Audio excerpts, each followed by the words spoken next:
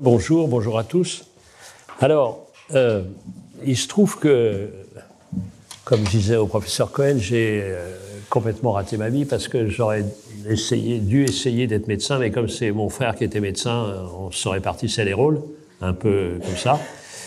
Et donc, bon, mais j'ai un peu rattrapé la médecine parce que, à la suite de manigances que je ne vous raconterai pas, sauf s'il y a des questions, j'ai été élu à l'Académie française et je me suis retrouvé... Alors, je savais à qui je succédais, bien sûr, et c'était Jacques-Yves Cousteau.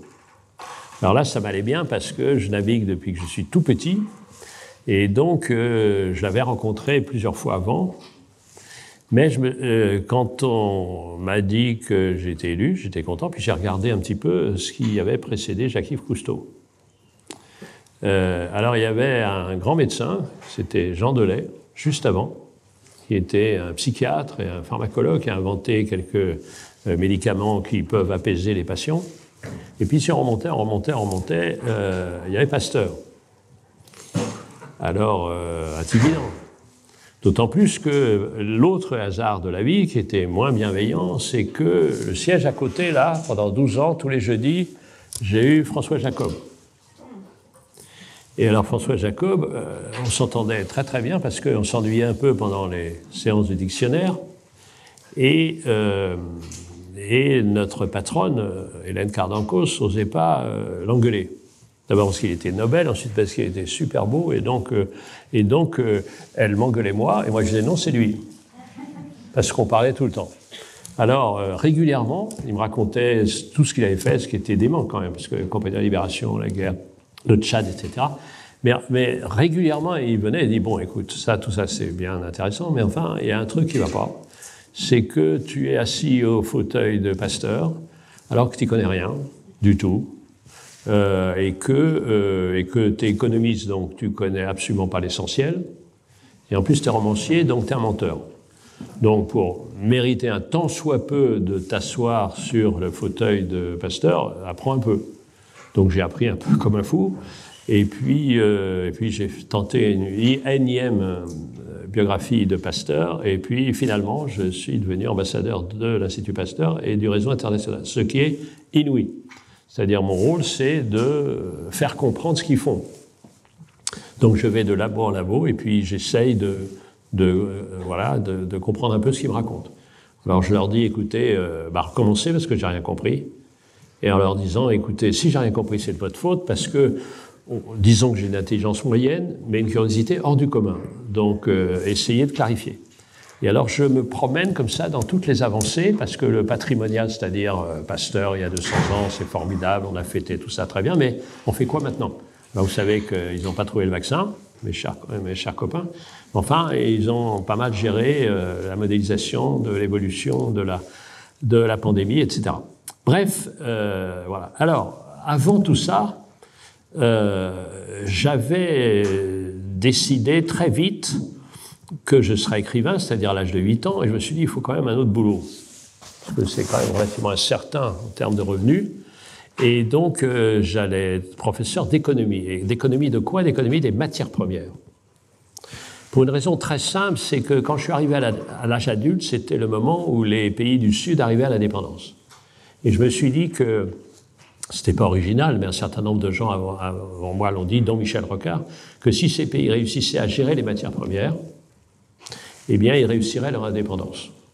Et vous voyez que c'est un problème qui demeure précis et toujours pertinent et non résolu, parce que quand vous avez des matières premières, vous avez une concentration des richesses.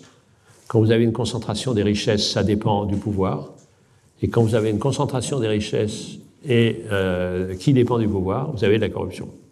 C'est ce qu'on voit un peu partout. Donc beaucoup de pays s'en sortent beaucoup mieux quand ils n'ont pas de matières premières, parce qu'ils n'ont pas cette corruption-là. Quand vous voyez le Maghreb, par exemple, entre la Tunisie, qui a des soubresauts en ce moment, mais l'Algérie et tout ça, etc. Bref, si ça vous intéresse, on pourra aborder ces questions-là. Alors après, la vie m'a emporté, j'ai été enseignant, donc de matières premières, pendant un petit bout de temps.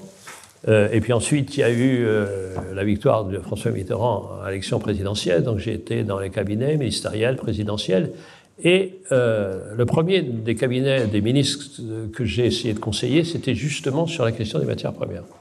Bref, tout ça, ça passe, Conseil d'État après, etc. Et je me retrouve il y a 13 ans en me disant, bon, tu vas revenir à l'économie, mais à ta manière de romancier. Et donc j'ai commencé un tour du monde pour le coton, parce que le coton c'est la fibre naturelle qui est la plus utilisée. Tout le reste, c'est un tout petit peu du lin, un tout petit peu de la laine, mais surtout du synthétique. Donc le coton est très utilisé. Et donc le coton est donc une matière un peu unique, mais qui est fabriquée de toutes les manières possibles. Avec subvention, sans subvention, avec irrigation, sans irrigation, etc. Donc c'était un bon personnage pour raconter la mondialisation. Donc je suis parti pendant 2 ans pour voir un peu ce qui se passait. Et il y a eu un moment qui a été pour moi absolument décisif, c'est je me trouvais en Ouzbékistan et dans un endroit où, comme vous savez, l'Ouzbékistan cultive beaucoup de coton, et dans le petit village où j'étais, tous les robinets étaient ouverts. Donc j'ai dit au chef de village, via l'interprète, écoutez, qu'est-ce qui se passe, pourquoi vous ne fermez pas les robinets? Il m'a montré l'Himalaya, et il m'a dit, vous pensez une seconde qu'un jour on manquera d'eau. Il faut savoir que dans la plupart des régions d'Ouzbékistan, vous devez 2 fois arroser. Comme dans les temps très très anciens, il y a eu un océan, donc du sel, il fallait d'abord retirer le sel avant de donner à la plante ce dont elle a besoin pour vivre. Donc énormément d'eau. Je me suis dit, après le coton, tu vas travailler sur l'eau. Et c'est arrivé comme ça juste après. Alors il s'est trouvé par chance que, contre toute attente, le livre sur le coton a intéressé des gens. Et donc mon éditeur un jour m'a fait venir et il m'a dit cette phrase que j'attendais depuis toujours, c'est-à-dire depuis le moment où je lisais mes Tintins et je voulais grand reporter. Il m'a dit, écoute, à partir de maintenant, tu vas où tu veux, je paye. Donc évidemment, il ne m'a plus jamais revu. Et j'ai commencé à tourner autour de la Terre pour m'intéresser à l'eau. Et alors, j'ai failli avoir le plus jeune auditeur de toute ma vie qui devait avoir 3 mois, mais qui vient de partir. Donc je voulais le saluer. Il y avait un tout petit bébé que je voulais saluer. Et oui, bonjour. Bonjour. Comment il s'appelle? Bon, en tout cas, je lui dédie bien volontiers cette conférence parce que on a des problèmes d'eau. C'est pas évident que lui n'ait pas des problèmes pires d'eau. Je vous en prie, venez, j'ai une gourde si jamais il y a un problème. Voilà. Et donc j'ai commencé un premier tour du monde que j'ai appelé l'avenir de l'eau. Avenir de l'eau. Et il s'est trouvé que quand j'ai publié ce livre, on m'a dit, bon, c'est intéressant, on voit des problèmes, mais ces problèmes sont des problèmes lointains. C'est-à-dire, ça ne nous concerne pas. En gros, c'est exotique. Nous sommes un pays tempéré, on n'aura jamais de problème de sécheresse, et surtout pas dans ta Bretagne où il pleut tout le temps. Bon. Alors, on a continué, on a regardé les choses, et puis, l'eau, en tant que matière, n'intéressait pas suffisamment les gens, parce que c'était un peu abstrait. Puis l'eau était, en gros, la même partout. Et donc, je me suis dit, il y a 6 ans, que ça serait intéressant de passer de l'eau aux fleuves et aux rivières. Parce que les fleuves et les rivières sont des êtres vivants. Et donc, on peut raconter leurs histoires. Et vous savez qu'énormément de fleuves et de rivières sont à l'origine d'énormément d'histoires et de la plupart des religions. Donc, j'ai commencé à travailler sur les fleuves et les rivières. C'est pour ça que j'ai écrit ce livre, La Terre à soif, qui est le récit de 33 personnages, qui sont 33 grands fleuves du monde, pour essayer de regarder cette question-là. Et alors, il y a un lien un peu avec la médecine, parce que c'est une sorte d'obsession chez moi de trouver des liens avec la médecine. Et donc, je voudrais essayer de rentrer dans les... Voilà, si je le retrouve, parce que, voilà. Et c'est l'extrait d'un de ces chapitres de ce livre qui s'appelle « La Terre à soif ». Vous allez voir, parce que on ne va pas être loin de l'Institut de cardiologie. Ce jour-là de mars 2017, dans le nord du Laos, je regardais dévaler le Mékong, ou plutôt je regardais Xayaburi, la longue muraille de béton gris qui allait bientôt barrer son cours. Et soudain, dans l'assourdissant vacarme des engins de chantier, j'entendis derrière moi la voix de ma femme. C'est pareil. Je me retournais, elle avait fermé les yeux, elle hochait la tête et elle répétait. C'est pareil, écoute, le sang, quand on lui rétrécit le passage, quand les artères commencent à se boucher, le sang fait exactement le même bruit. Écoute, tu entends la différence avec ce matin à Luang Prabang, le fleuve était libre, ici on l'emprisonne, il est malheureux, écoute. Elle n'avait pas eu besoin de voir, au son elle avait compris en dessous de nous, 200 mètres plus bas, un canal de dérivation venait d'être creusé et les eaux jaunes s'y engouffraient violemment, tant bien que mal. Il faut vous dire que ma femme Isabelle est médecin vasculaire. Depuis 30 ans, elle promène une sonde sur des êtres humains. Et sur l'écran de son ordinateur paraît le réseau de canalisations intérieures, parfois bouché, mais elle ne se contente pas de scruter son ordinateur, elle tend l'oreille. Car chaque flux a sa musique, dont certaines pas du tout rassurantes.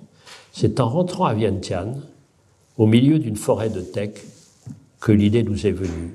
Au fond, elle et moi, le médecin et l'écrivain reporter, nous faisions le même métier. Je m'occupais des grands fleuves, ceux qui irriguent la planète, et elle prenait soin des plus modestes, ceux qui transportent l'oxygène et la vie jusqu'au bout de nos doigts, jusqu'à la pointe de nos pieds, aux extrémités de nos corps. La seule différence était l'échelle. Nous allions donc écrire 2 livres. Le premier sur les grands fleuves qui coulent autour de la planète, et elle sur ces rivières qui coulent en nous. Moi, je travaillerais plutôt sur la fragilité de ces grands fleuves, cette menace qui se rapproche, et elle irait un peu dans les détails. Et quelque chose nous disait que ces 2 échelles allaient se parler, que le tout petit allait avoir des choses à dire au plus grand et réciproquement. Nous n'avons pas été déçus. Selon de vieilles pensées, notamment au Moyen-Âge, le tout est inscrit dans le microcosme. De là vient notamment la vérité des jardins. Vous voyez, nous sommes en train de travailler le 2e livre après avoir raconté le premier. Donc et si vous avez la possibilité d'aller à Lyon, au musée des Confluences, il y a une exposition dont j'ai l'honneur d'être le commissaire scientifique qui s'appelle « Nous, les fleuves ». Et il y a une gigantesque carte du monde de 6 mètres de long et 2,50 mètres de haut qui montre les réseaux hydrographiques de tous les grands fleuves du monde. Et c'est exactement des réseaux vasculaires. Exactement des réseaux vasculaires. Alors on ne dit pas que l'analogie veut dire exactement les mêmes causalités, etc. Je me méfie de toutes ces comparaisons un peu hâtives. Mais enfin, c'est très intéressant. Alors, où en sommes-nous maintenant? Où en sommes-nous maintenant? Et puis, je vais faire un mini tour du monde, et puis on ira un peu plus vers la France. Alors, il se trouve que, en gros, la quantité de pluie qui tombe et d'eau n'a pas changé depuis toujours. C'est une sorte d'immense cycle. Vous savez, on dit qu'il y a 2 cycles de l'eau. Le premier cycle de l'eau, c'est le petit cycle, c'est-à-dire nos utilisations d'eau, recycle dans la rivière, ça repompe, etc. Et puis il y a le grand cycle de l'eau qui passe par les évaporations, les vents qui passent, les précipitations, et cet énorme cycle tout à fait planétaire. Alors en gros, donc, il y a à peu près la même quantité de pluie.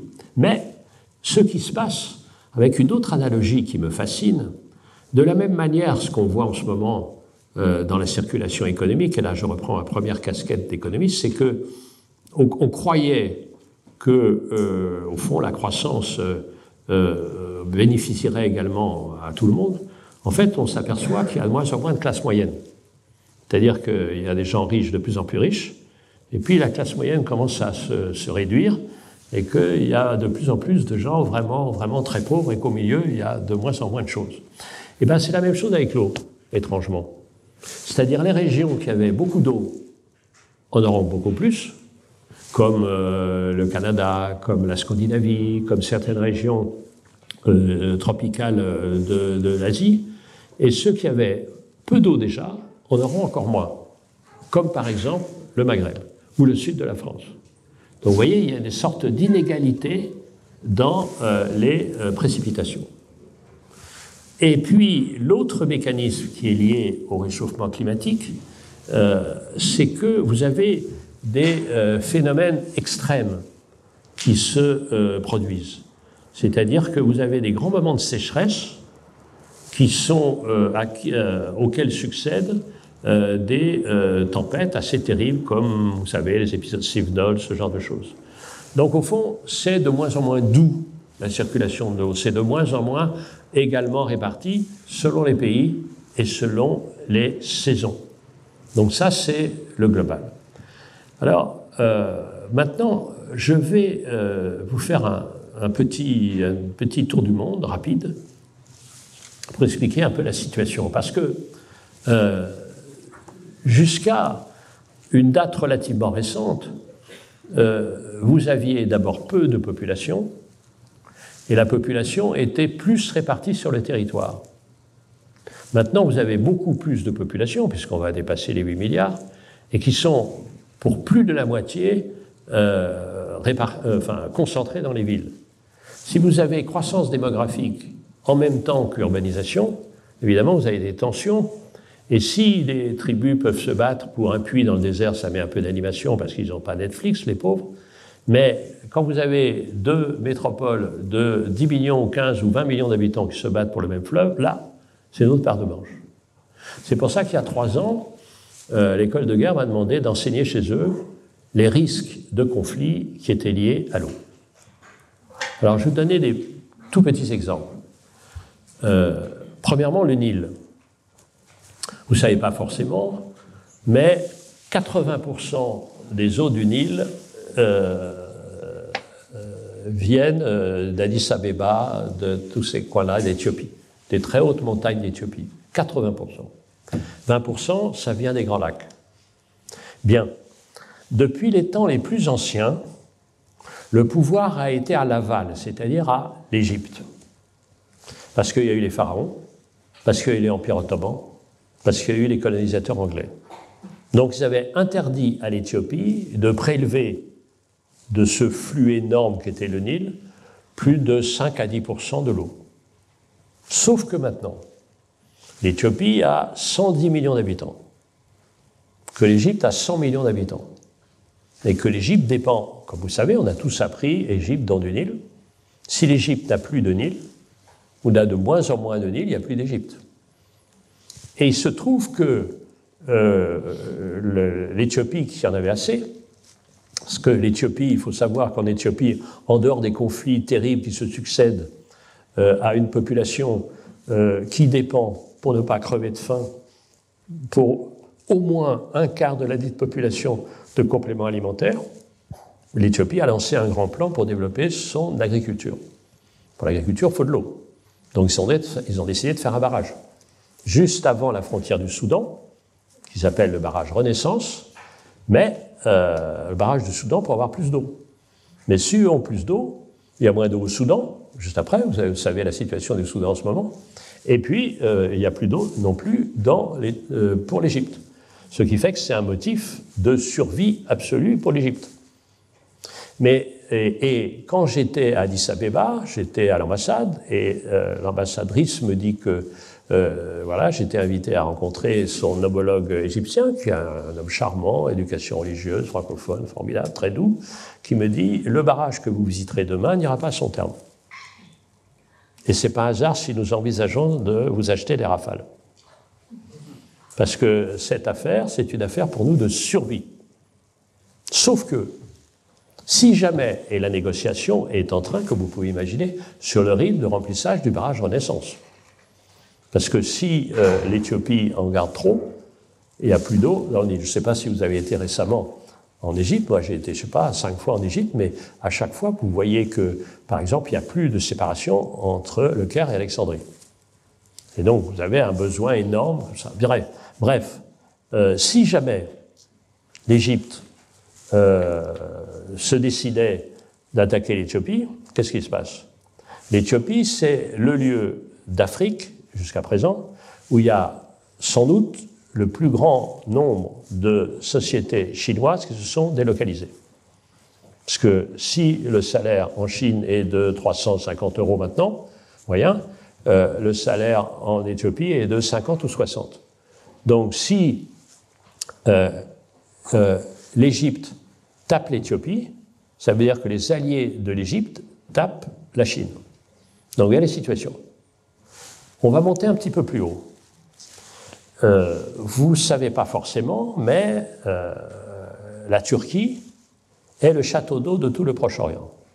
Pour une raison très simple, c'est qu'on ne le sait pas, parce qu'on a des images d'Istanbul seulement, mais le pays, la Turquie est un pays montagneux, qui commence très haut à l'est, avec le mont Ararat, etc., mais qui va jusqu'à 3000 mètres quand on s'approche de la Méditerranée. Bien, il y a deux immenses fleuves qui descendent de l'Éthiopie, qui ont permis, dans cette région du monde, la révolution agricole, la Mésopotamie, Méso au milieu, Potamos, le fleuve, c'est l'Euphrate à l'ouest et le Tigre à l'est.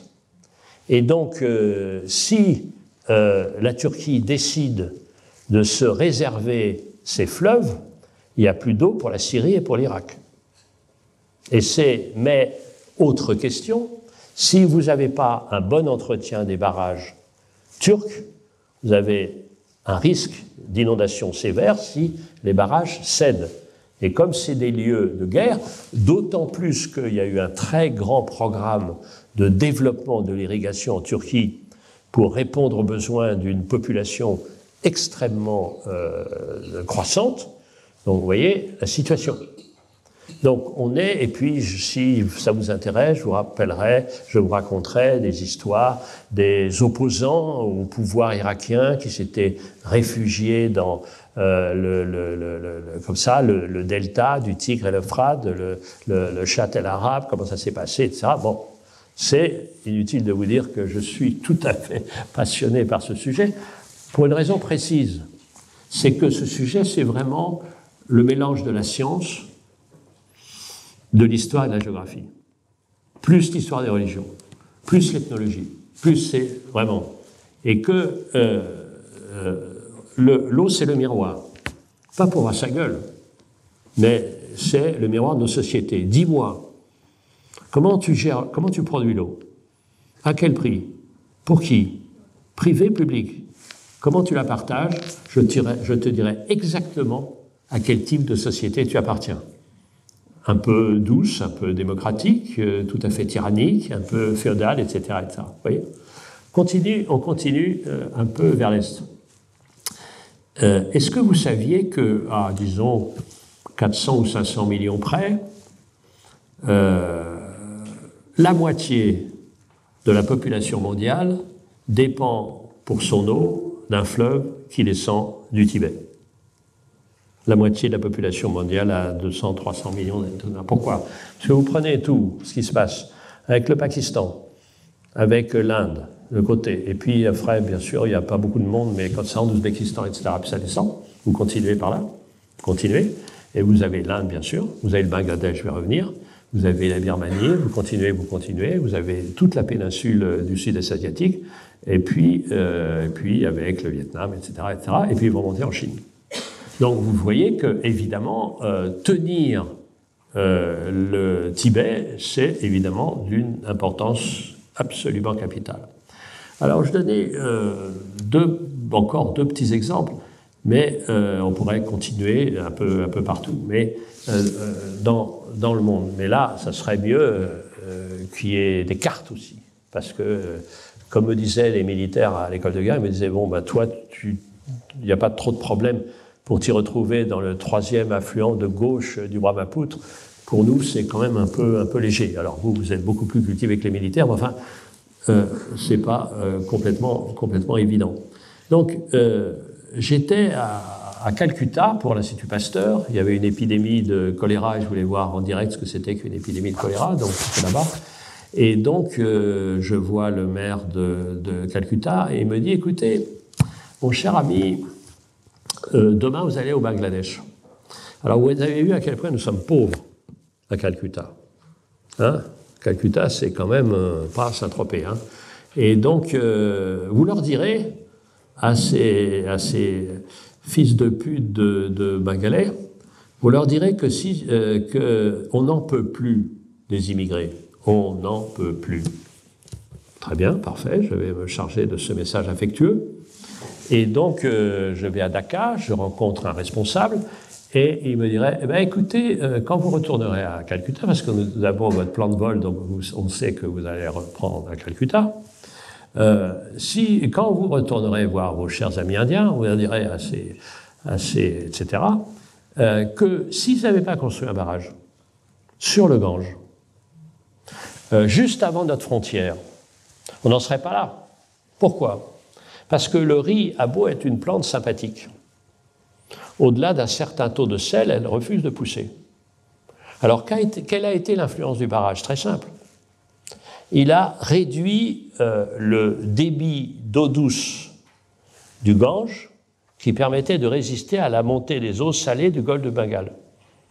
Montée d'autant plus forte qu'il y a la dilatation de ce golfe à la suite du réchauffement général.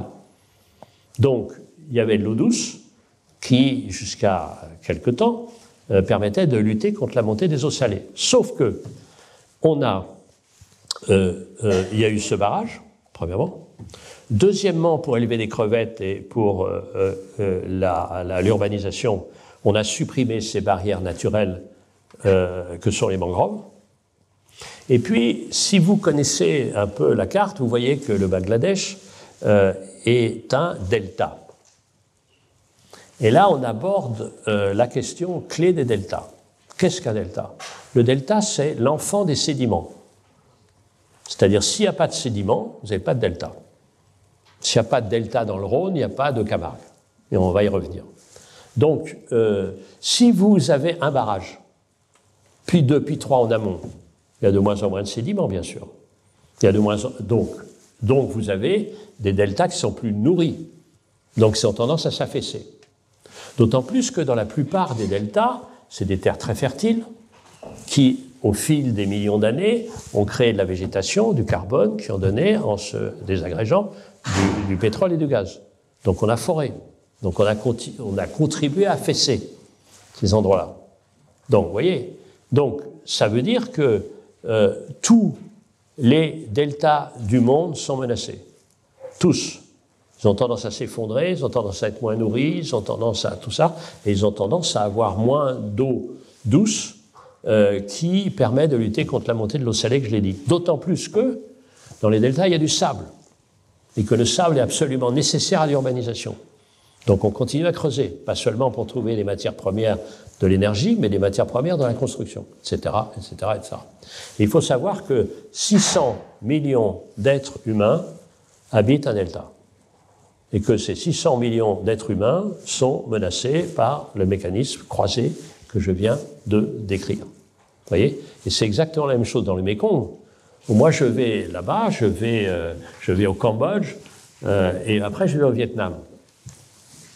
Et les Vietnamiens me disent, vous avez vu ce qui se passe en haut, là, voilà, on a multiplié les barrages. Très bien, mais je dis à mes amis vietnamiens et cambodgiens que pour construire Phnom Penh et pour construire Ho Chi Minh Ville, on a eu énormément besoin de sable, bien sûr, et on a trouvé le sable, évidemment, dans les deltas. Et je suis en train de réfléchir pour savoir sur quelle matière je vais mener un reportage. Je vais vous dire, ce sera en fait soit le sable, soit les champignons. Parce que j'adore comme ça mener des grandes enquêtes sur les champignons, parce que s'il y a des questions posées, je ne suis pas trop mauvais sur le microbiote et je commence à être un tout petit peu informé sur le mycobiote aussi, sur ces questions-là. Mais on en parlera à un autre moment. Donc on peut continuer comme ça, c'est-à-dire l'utilisation forcenée des fleuves. Vous savez que le Colorado, il n'arrive pas à la mer, parce qu'on a tellement pompé le Colorado pour faire d'abord pour donner de l'eau à la Californie. Il y a eu des partages absolument féroces entre les États américains pour savoir qui aurait quoi, quel pourcentage du Colorado, et puis on peut continuer sur l'Amazone, etc. Donc, voilà un peu la carte du monde. Maintenant, en France. Alors, ce qu'il faut savoir, c'est que je reviens, j'étais il y a quelque temps à New York, vous savez, il y avait une conférence mondiale de l'eau. Et là, ce qui est très intéressant, c'est que je me suis rendu compte, enfin j'ai vérifié ce que je savais un petit peu, il y avait des milliers d'intervenants, qu'une organisation des Nations Unies de l'eau, ça a au fond assez peu de sens. Parce qu'il faut savoir à quelle échelle on peut agir. Et l'échelle, c'est le bassin, c'est-à-dire le fleuve et toutes les rivières, tous les affluents, les défluents, etc. etc. C'est à cette échelle-là qu'il faut agir. Prenez l'exemple du Rhône. Le Rhône a 4 sources. Première source, c'est un glacier qui est près du Saint-Gothard, le glacier de la Fourca, qui est donc en haut du Valais, qui fond, comme tous les glaciers des Alpes, qui est assez peu haut, donc ils font beaucoup, à 3000 mètres, et une partie de ce fleuve descend, plonge sous le Léman, parce qu'il est plein de sédiments et en même temps très froid, donc il est plus pesant, et puis il commence à se disperser dans le Léman, à peu près à hauteur de Lausanne. Première source. Deuxième source, c'est la Saône. Cette source est importante parce que c'est le Jura, et il y a beaucoup de précipitations qui sont attirées par les arbres. La Saône, et puis la partie suisse du Rhône. Ensuite, vous avez sur les venants des affluents de gauche, comme l'Isère, comme la Durance, vous avez le manteau neigeux des Alpes, qui a tendance non seulement à être moins important, mais en même temps à se décaler dans le temps. On n'a pas le temps d'aborder les questions de variation des saisons, etc. Alors, je ne vais pas entrer dans les débats transgenres que vous pouvez imaginer, mais enfin, assez bientôt, il va peut-être falloir remettre en cause le nom du Rhône, parce que l'apport principal sera plutôt la Saône. Alors, quand je dis ça à Lyon, ça grince. Vous voyez, ce genre de mécanisme. Mais franchement, si vous pouvez aller, vous passez un petit peu, là, c'est quand même très, très intéressant ce qui se passe. Autre expérience. J'étais à Toulouse et le préfet de région veut me voir. Il me dit, bon, bah écoutez, voilà, c'est bien, vous faites une enquête, ça. Et ben, j'ai plutôt dans la Garonne. Comment je fais? Plutôt dans la Garonne pour une raison assez simple. C'est que 3 raisons. Première raison, toujours pareil, c'est les glaciers. Il y a moins de glaciers dans les Pyrénées. Les Pyrénées sont plus basses que les Alpes, donc ils sont déjà fondus pas mal. Deuxièmement, on pompe pas mal avec le maïs, si vous voulez, on peut parler du maïs, parce que c'est une plante, c'est une sorte de miracle botanique, mais en même temps a besoin d'eau au moment de l'étiage. Et donc on peut parler de ces questions. Et puis l'urbanisation.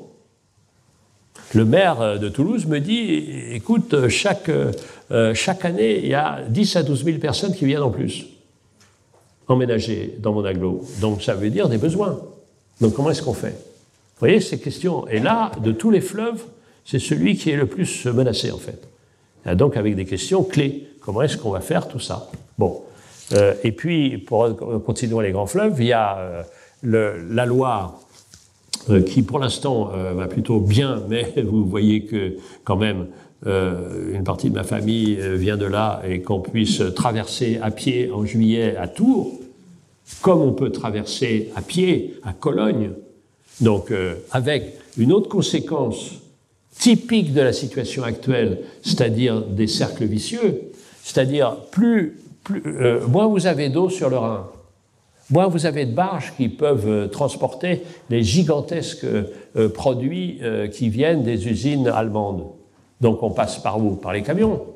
Les camions qui entraînent des déjections et des gaz à effet de serre qui entraînent ces dérèglements dont une des causes est ce qu'on vient de dire. Vous voyez ce mécanisme-là. Donc la Loire, c'est aussi des questions qui se sont posées, bon, la Seine, etc. Donc voilà un peu ça. Alors maintenant est-ce qu'il y a des solutions?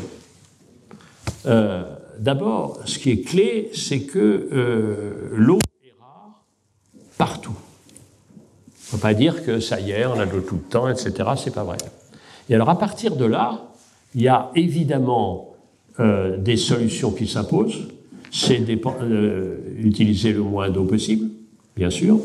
surtout la recycler, avec des questions qui sont très intéressantes. Parce qu'on a dit plus de bains et des douches. Sauf que l'eau des douches, elle est recyclée. Et que la question, au fond, des douches par rapport aux bains, c'est moins une question d'économie d'eau qu'une question d'énergie. Parce que l'énergie, il y a beaucoup plus besoin d'énergie pour chauffer un bain que chauffer de l'eau d'une douche. Donc vous voyez, c'est des questions qui m'intéressent beaucoup. C'est pour ça que de manière générale, et ça c'est quelque chose dont on pourrait débattre, et puis vous avez entendu, vous devinez que je peux parler des heures et des heures et des heures, comme ça peut, sans arrêt, comme ça, le flux n'arrête pas. Et donc, je voudrais, à l'Académie française, supprimer le mot impact et le remplacer par le mot bilan. Tout a un impact. Tout a un impact. Donc, il faut choisir celui qui a l'action qui a le moins d'impact possible. Alors, il faut économiser l'eau. Il faut évidemment recycler. On recycle très très peu de notre eau par rapport à d'autres pays qui sont dans des états de stress hydrique, comme on dit, comme par exemple Israël, bien sûr, comme le Singapour, qui est complètement dépendante de l'eau, qui n'a pas d'eau du tout. Donc comment est-ce qu'on fait? Donc l'eau, elle est immédiatement recyclée. Donc on apprend aux élèves que l'eau du recyclage de leur pipi, pas de problème, qu'on peut la boire et tout ça, tout va bien. Et donc, vous voyez, et puis il y a la question des retenues, les bassines, les retenues collinaires, etc. Alors là, la question, elle est double, triple, quadruple, je peux répondre à la question, essayer, mais c'est d'abord une question de lieu. Chez moi, en Bretagne, il n'y a pas de nappe phréatique, parce qu'il y a une sorte de couverture granitique. Donc l'eau tombe, et puis s'en va le long de cette croupe granitique jusqu'à la mer. Donc, pourquoi pas la retenir à certains endroits quand il n'y a pas de zones humides, etc. Dans d'autres endroits, c'est terrible. Parce que si vous pompez dans la phréatique, comme elle ne se renouvelle pas suffisamment, à ce moment-là, vous n'aurez pas d'eau très très vite. Et puis, il y a une autre question que je voudrais aborder. Tout ça est assez complexe, hein, mais je ne dis pas que je suis en complexité devant des médecins, mais c'est un peu la même chose. C'est-à-dire, on est en pleine médecine interne avec des interactions dans tous les sens. Hein. Par exemple, ce qui est en train de se passer dans la Pyrénées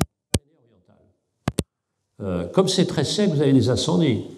Mais en plus, il n'y a pas d'eau. Il y a plus de 300 communes qui reçoivent de l'eau par des camions.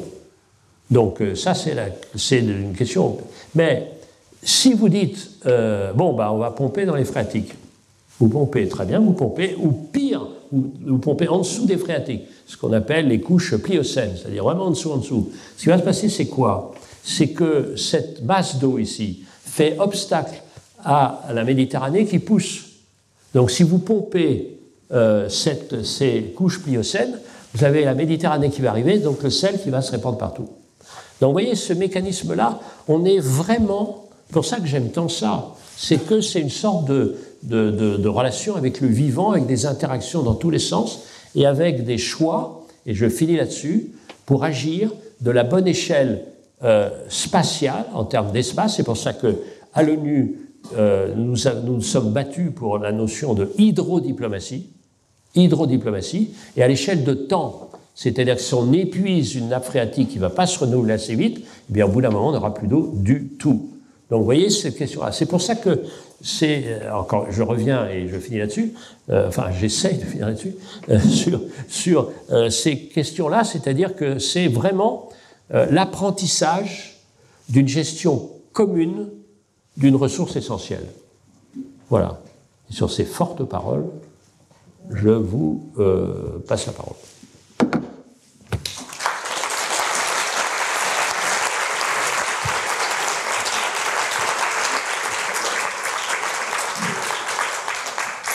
Mais je vais quand même rajouter que l'eau, c'est tout à toutes les échelles, l'échelle de la cellule, à l'échelle de la planète. Et que l'eau, sans eau, évidemment, ça ne va pas du tout. Moins il y a d'eau, plus il y a de pollution, plus il y a de maladies. Voilà, et s'il n'y a pas d'eau, par exemple, vous n'avez pas d'énergie. Parce que, pour deux raisons. D'abord, parce que dans notre mix énergétique, vous avez 12% d'hydroélectricité. Et puis ensuite, si vous n'avez pas d'eau, vous ne pouvez pas refroidir les centrales nucléaires. Donc vous n'avez pas de nucléaire. Alors, c'est assez étonnant à mon âge avancé, c'est que on m'appelle. On appelle le vieil homme et on lui dit alors, il y a des gens très importants, ils disent bonjour monsieur, vous ne me connaissez pas, non, écoutez, je suis à EDF, responsable de questions particulières, bon, donc je monte sur la table, tellement je suis intimidé, et ils me disent qu'on pourrait se voir, donc, oui, quand vous voulez, voilà, je suis moins cher que vous ne croyez.